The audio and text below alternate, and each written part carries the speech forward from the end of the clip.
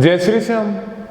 आज हम स्टार्ट करते हैं बीएससी फर्स्ट ईयर फिजिक्स के यूनिट फर्स्ट के लेक्चर नंबर 2 के बारे में और साथ ही डिस्कस करते हैं BSc BEd first year physics के यूनिट फर्स्ट के लेक्चर नंबर 2 के बारे में। अपना जो फर्स्ट चैप्टर था वो था भी स्केलर एंड वेक्टर के बारे में चल रहा था। उसके अंदर हमने सदिश और अदिश राशियों के बारे में डिस्कस कर लिया था, एकांक सदिश के बारे में डिस्कस कर लिया था। सदिश क्या होते हैं, इनको किस प्रकार से डिनोट किया जाता है या किस प्रकार से प्रदर्शित किया जाता है, उनके बारे में भी हमने क्या है भी इससे पहले वाले लेक्चर के अंदर क्या है भी डिस्कस किया था। तो आज हम डिस्कस करेंगे भी स्थिति सदिश और विस्थापन सदिश क्या होते हैं। भी पहले वाले लेक्चर के अंदर भी हमने स्थिति सदिश और स्थिति सदिश के बारे में पढ़ा था, वो भी क्या है भी आपका बीच के अंदर रह गया था। तो आज हम डिस्कस करते हैं भी स्थिति सदिश और विस्थापन सदिश में क्या फर्क होता है। और तो देखिएगा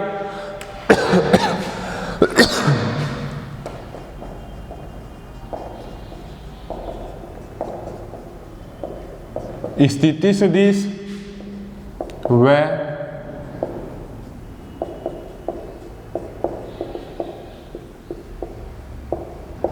विस्थापन सदिश। स्थिति सदिश और विस्थापन सदिश में क्या होता है, भी क्या डिफरेंस होता है, उसके बारे में देखते हैं। अब मान लीजिए भी कोई निर्देश तंत्र मान लीजिए जहां पे क्या है भी कोई बिंदु मान लीजिए भी क्या है भी O है, या कोई मूल बिंदु मान लीजिए भी O है। T1 टाइम के ऊपर कोई बिंदु क्या है भी आपका T1 टाइम पे कोई कण क्या है भी बिंदु P पर स्थित है। तो यहाँ पे ये क्या हो जाएगा भी OP सदिश हो जाएगा। OP सदिश क्या बताता है, यहाँ पे भी किसी कण की बिंदु O से दूरी। भी T1 टाइम पे कोई कण क्या है भी बिंदु P पर स्थित है, तो OP सदिश क्या बताता है भी किसी कण की बिंदु O से दूरी बताता है। कण क्या है T1 टाइम पे क्या है भी बिंदु P पर स्थित है। एक तो इस बात को डिनोट करता है, और दूसरा क्या बताता है भी बिंदु O के सापेक्ष कण किस दिशा में स्थित है।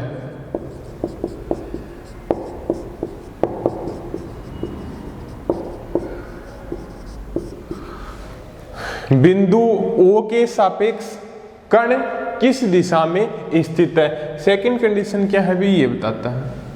अब मान लीजिए भी T1 टाइम पे कोई कण क्या है भी बिंदु P पे स्थित है। T2 टाइम पे वो कण क्या है भी बिंदु Q पर स्थित है।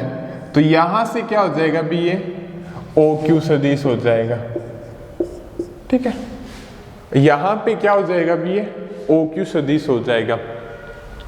तो T1 टाइम पे कोई कण क्या है भी बिंदु P पे स्थित है, T2 टाइम पे वही कण क्या है भी बिंदु Q पर स्थित है। तो ये बताता है भी T2 माइनस T1 टाइम में वह कण क्या है भी बिंदु P से लेके Q की तरफ क्या होता है भी चला जाता है। बिंदु P से लेके Q की तरफ चला जाता है। तो यहाँ पे PQ क्या कहलाता है, आपका विस्थापन सदिश कहलाता है। PQ क्या कहलाता है भी आपका विस्थापन सदिश कहलाता है। डिफरेंस क्या होता है स्थिति सदिश विस्थापन सदिश, वैसे तो दोनों एक ही चीजें होती हैं, बट डिफरेंस क्या होता है भी आपका स्थिति सदिश है या पोजीशन वेक्टर किसी कण की मूल बिंदु के सापेक्ष स्थिति को बताता है। किसी कण की मूल बिंदु के सापेक्ष स्थिति को बताता है। यहाँ पे कोई भी पोजीशन स्थिति सदिश किसी कण की ठीक है। मूल बिंदु के सापेक्ष क्या है भी स्थिति को बताता है।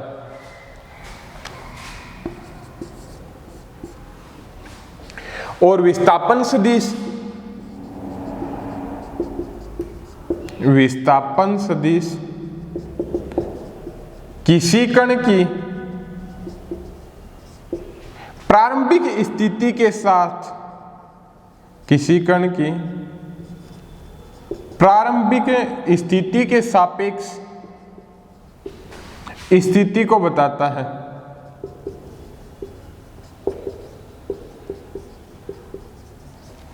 ठीक है, देखो आपका जो पोजीशन वेक्टर है वो कोई कण की क्या है भी, यहां पे स्थिति सदिश कौन से है भी, एक तो ओपी है और एक क्या है भी ओक्यू है भी। किसी कण की मूल बिंदु के सापेक्ष स्थिति को बताता है, किसी कण की मूल बिंदु के सापेक्ष स्थिति को बताता है कौन सा आपका स्थिति सदिश।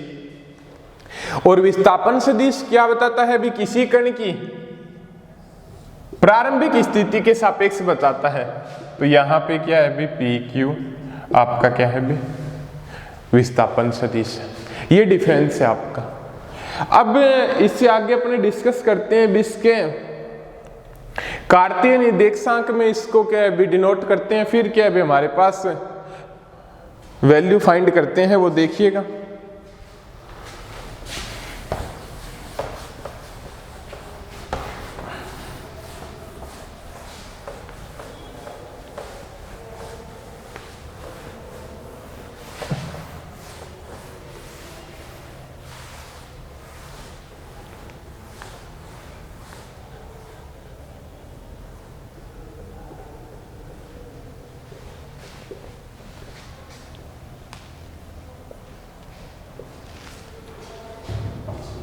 तो देखिएगा भी अपना मान लीजिए भी कोई कार्तीय निर्देश तंत्र में, कार्तीय निर्देश तंत्र में कोई कण किसी बिंदु P पे स्थित है, कोई कण क्या है भी किसी बिंदु P पे स्थित है और उस बिंदु के निर्देशांक क्या है भी x y z है। ठीक है, और वो क्या है भी इसका पोजीशन वेक्टर मान लो क्या है भी r1 इसका पोजीशन वेक्टर है। क्लियर है? ठीक है, r1 नहीं सॉरी r ही पढ़ा रहने दो। ठीक है, r सदिश क्या है भी इसका पोजीशन वेक्टर है। तो r सदिश क्या हो जाएगा भी यहाँ पे x i cap plus y j cap plus z k cap. r सदिश यहाँ पे क्या हो जाएगा भी आपका x i cap y j cap और z k कैप। यहाँ पे r सदिश आपका क्या है भी स्थिति सदिश है, क्योंकि यहाँ पे कोई कण अपने मूल बिंदु के सापेक्ष स्थिति को प्रदर्शित करता है। तो r सदिश का परिमाण या बिंदु O से बिंदु P की दूरी, r सदिश का परिमाण या तो और बिंदु O से बिंदु P की दूरी दोनों चीज क्या होगी भी बराबर होगी। ठीक है, तो वो क्या आ जाएगी भी आपकी, इसका मैग्नीट्यूड लेंगे तो X square plus Y square plus Z square. ये तो आपका फॉर्मूला आपको पता ही होगा। आर सदिश का मैग्नीट्यूड क्या हो जाएगा भी X square plus Y square plus Z square. ठीक है, क्लियर आपका। अब क्या बताता है भी, मान लीजिए कोई कण बिंदु P x y z से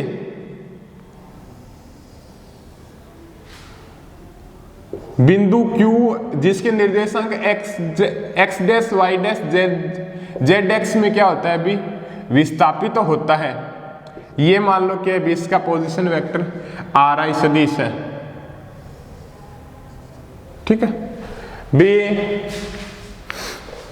बी कोई बिंदु क्या है बी P जिसके निर्देशांक क्या है भी x y z है, वहां से क्या है भी बिंदु Q जिसके निर्देशांक क्या है भी आपके x dash y dash z है, वहां पर क्या होता है भी विस्थापित होता है। तो जिसके कारण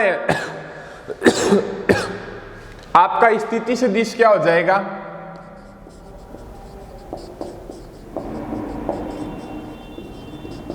एक तो आपका स्थिति सदिश क्या है भी r सदिश है X I cap plus Y J cap plus Z K cap, और एक क्या है भी आपका आर आई डैश है, X dash I cap Y dash J cap और Z I K cap. R I cap X I cap Y I J cap और Z I K cap. तो आपका विस्थापन सदिश क्या हो जाएगा? विस्थापन सदिश क्या बताता है बी? पी क्यू होगा यहाँ पे विस्थापन सदिश, और विस्थापन सदिश हमेशा क्या है भी किसी कण की प्रारंभिक स्थिति के सापेक्ष क्या होता है भी स्थिति को प्रदर्शित करता है। तो विस्थापन सदिश क्या हो जाएगा भी आपका वो देखिएगा,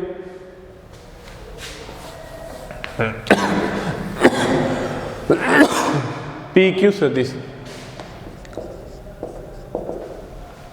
इसको डेल आर सदिश से डिनोट करते हैं। तो इसका आप वेक्टर फॉर्म लगाओ भी सदिशों के त्रिभुज नियम का, तो डायरेक्शन के अकॉर्डिंग आर सदिश, इधर की तरफ डायरेक्शन है, ये इधर की तरफ डायरेक्शन है डेल आर सदिश, और ये इसकी क्या है अपोजिट डायरेक्शन है तो आर आई डैश। तो डेल आर सदिश क्या हो जाएगा भी आपका R I dash minus R सदिश, यही होगा आपका।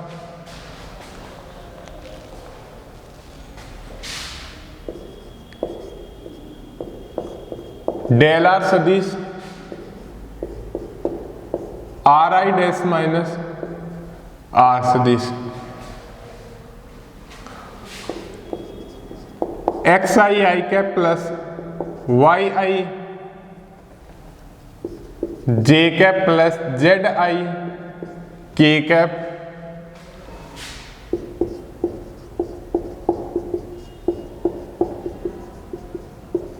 X I cap plus Y J cap plus Z K cap. I cap वाली टर्म एक साइड ले लो, जे कैप वाली टर्म एक साइड ले लो, और के कैप वाली टर्म क्या है भी एक साइड ले लो।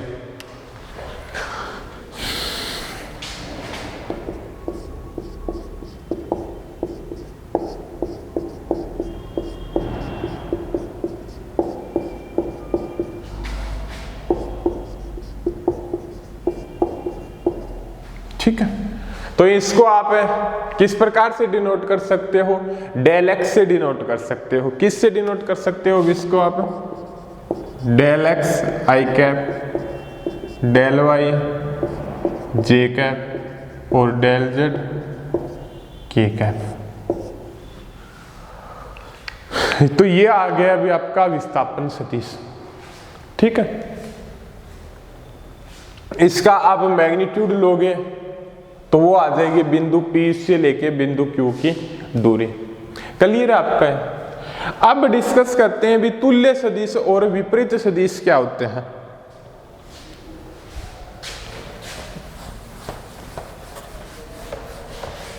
तुल्य सदिश और विपरीत सदिश क्या होते हैं?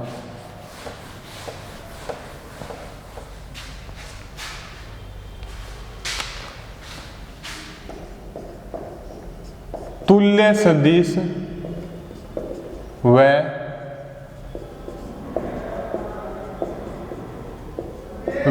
विपरीत सदिश क्या होते हैं?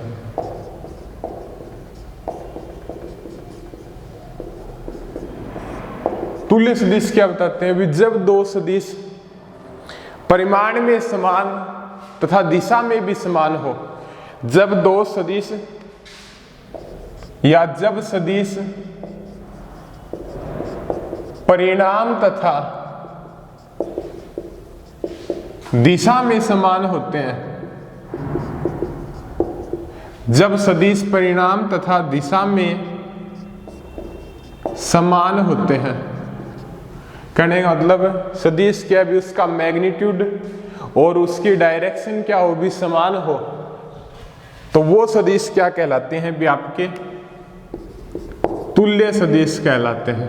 वो सदिश क्या कहलाते हैं भी आपके तुल्य सदिश कहलाते हैं, जब सदिश के परिमाण तथा दिशा में समान हो। तो भी तीन सदिश मान लो जिनकी लेंथ मान लो भी, ये ए सदिश मान लो, ये बी सदिश मान लो, जिनकी लेंथ क्या है भी आपकी समान है और उसकी डायरेक्शन भी समान है, तो ये तीनों सदिश आपके क्या कहलाएंगे भी? तुल्य सदिश कहलाएंगे। क्या कहलाएंगे भी? आपके तुल्य सदिश कहलाएंगे। विपरीत सदिश के बारे में क्या बताता है?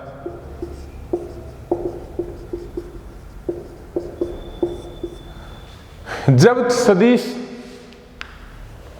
परिणाम तथा दिशा में विपरीत हो, जब सदिश परिणाम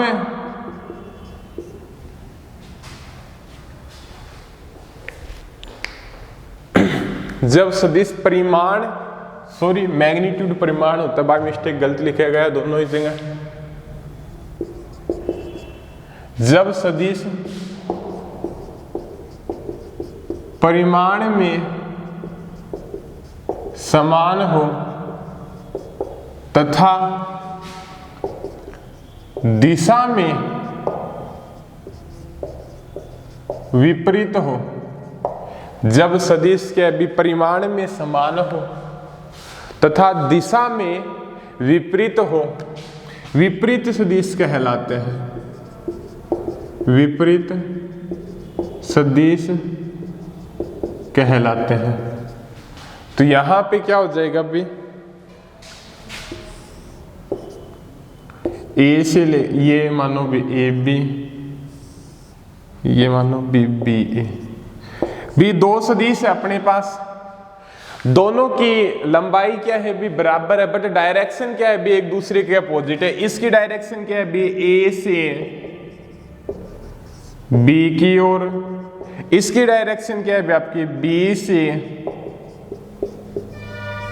ए की ओर। इसकी डायरेक्शन क्या है भी? आपके ए से बी की ओर। इसकी डायरेक्शन क्या है भी? बी से ए की ओर। दोनों की डायरेक्शन क्या है भी? आपकी एक दूसरे के अपोजिट है, बट इनकी लंबाई क्या है भी? समान है। तो ऐसे सदिश आपके क्या कहलाते हैं भी? विपरीत सदिश कहलाते हैं। तुल्य सदिश हो गया, अब विपरीत सदिश हो गया। अब डिस्कस करते हैं भी सदिशों का संयोजन। क्या डिस्कस करते हैं भी? अपने सदिशों का संयोजन।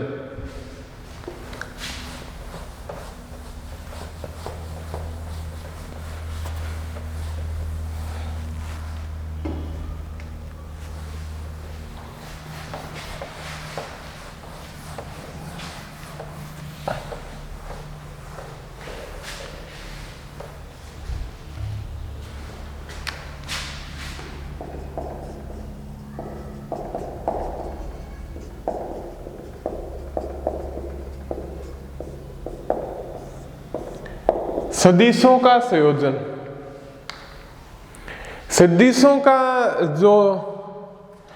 सदिशों के जो संयोजन का योग है ना, वो अदिशों के संयोजन के योग की भांति नहीं होता है। कहने का मतलब जो सदिशों का जो योग करते हैं विवेक्टरों का, वो अदिशों के योग की वेक्टर की भांति नहीं होता है, क्योंकि सदिशों के योग में डायरेक्शन को हमें ध्यान रखना पड़ता है। डायरेक्शन को ध्यान में रखे क्या है भी? उसका जोड़ किया जाता है। एक बात तो ये मुख्यतः है भी उसकी डायरेक्शन को ध्यान में रखकर क्या करते हैं भी? अपना जो योग करते हैं। दूसरी कंडीशन ये भी बताता है भी, एक तो आपका क्या हो गया भी? डायरेक्शन को ध्यान में रखा जाता है फिर योग करते हैं। दूसरी कंडीशन है आपको ये भी बताता है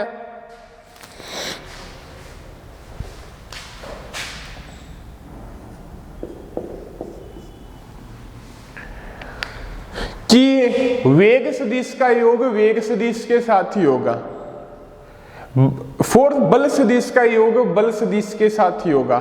मीन्स कहने का मतलब वेग वेग के साथ ही जुड़ेगा, फोर्स फोर्स के साथ ही जुड़ेगा, ऐसे नहीं जुड़ेगा वेग प्लस फोर्स हो जाएगा। इस बात को भी ध्यान रखना होता है भी।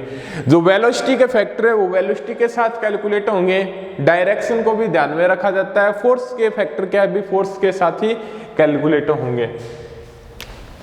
तीसरा यह बताता है भी आपको सदिश राशियों के योग से,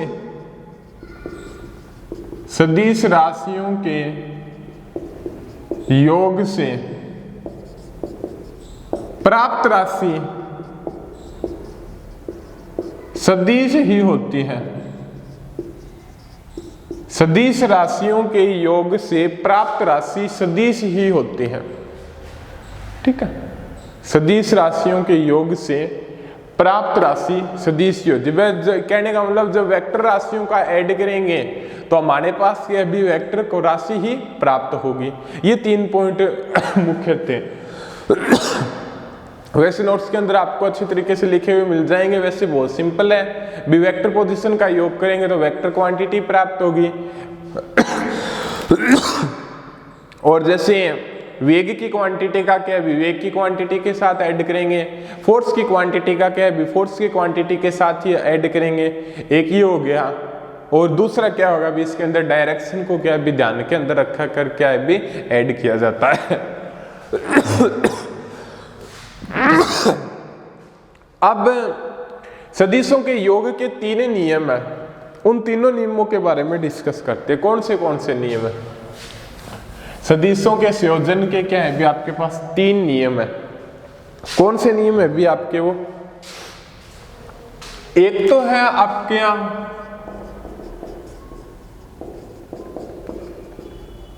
सदिशों के त्रिभुज का नियम, और दूसरा क्या है भी सदिश। फर्स्ट नियम तो क्या है भी आपका सदिशों के त्रिभुज का नियम। सेकंड नियम क्या है भी आपका सदिशों के समांतर चतुर्भुज का नियम, सदिशों के समांतर चतुर्भुज का नियम। और एक क्या है भी आपका सदिशों के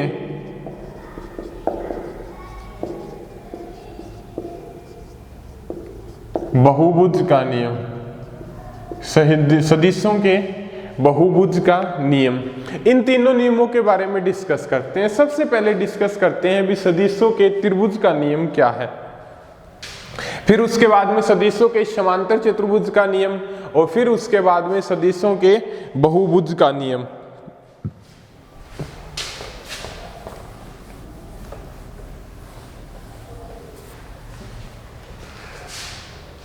सदिशों के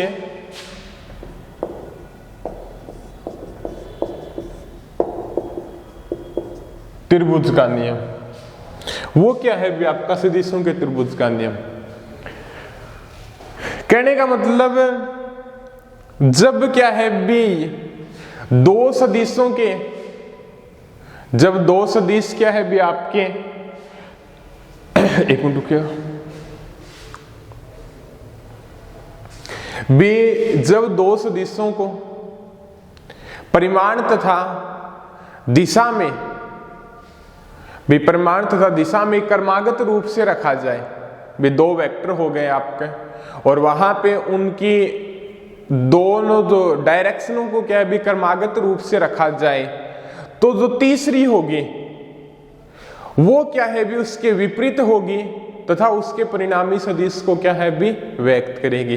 किस प्रकार से बताया आपने, देखिएगा भी मान लीजिए भी आपके सामने दो वेक्टर है,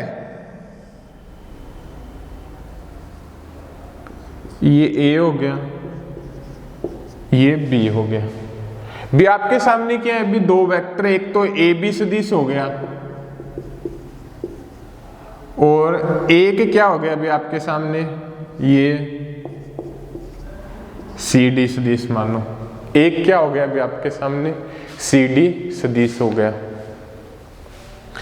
तो अपने क्या है भी इसको त्रिभुज बनाने के लिए, इसको त्रिभुज बनाने के लिए इस सी डी को इधर की तरफ सरकाते हैं, इस सी डी को क्या है भी आपका इधर की तरफ सरकाते हैं।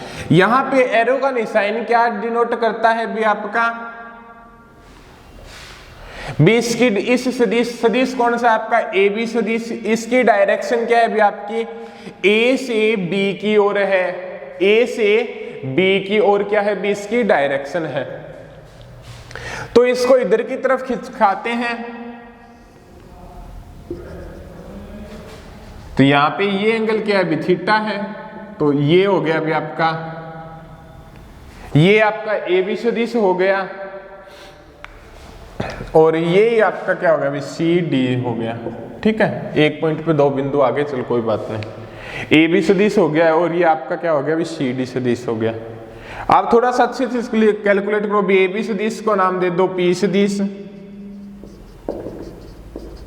और सी डी सदिश को नाम दे दो भी आपका क्या है भी क्यू सदिश, ज्यादा डिस्टर्ब नहीं होंगे। तो ये पी सदिश हो गया और ये क्यू सदिश हो गया। अब ये इसका परिणामी सदिश कहलाएगा, ये आर सदिश हो गया। ठीक है, इसकी डायरेक्शन क्या है भी इसके अपोजिट होगी। ठीक है, इसकी डायरेक्शन क्या होगी भी इसके अपोजिट होगी। कहने का मतलब भी सदिशों का जो त्रिभुज का नियम है उसके अंदर क्या बताते हैं भी जब आपके दो सदिश पी सदिश तथा क्यू सदिश क्रमागत रूप से हो या क्रमागत दिशा में हो तो वहां पे जो तीसरी सदिश होगा या जो तीसरी भुजा होगी वो क्या है भी इन दोनों दिशाओं के क्या होगी भी विपरीत क्रम में होगी और वो भुजा क्या है भी उसके परिणामी सदिश को व्यक्त करेगी। तो कहने का मतलब है यहां से निकालेंगे तो इसकी डायरेक्शन क्या है इधर की तरफ है P, इसकी डायरेक्शन क्या है इधर की तरफ है Q, ये इधर हो गया, फिर ये इधर चली गई और फिर ये क्या है इसके अपोजिट है, इसकी डायरेक्शन क्या है इधर की तरफ है। या तो इसके माइनस लगा के रख दो या इसके क्या है भी इक्वल टू लगा के लिख दो। तो R सदिश क्या आ जाएगा भी आपका P सदिश प्लस Q सदिश, ये आपका आ गया परिणामी सदिश।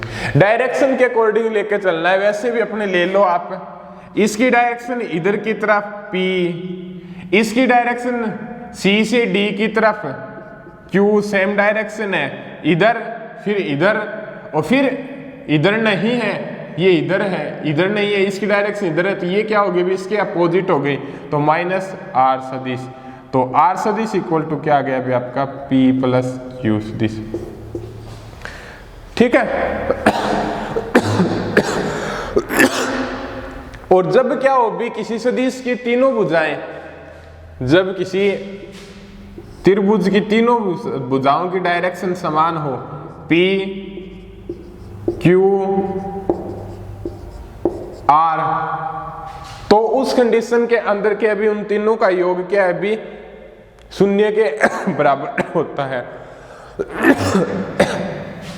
तो ये क्या हो जाए P सदिश प्लस Q सदिश प्लस R सदिश हो जाएगा। ठीक है,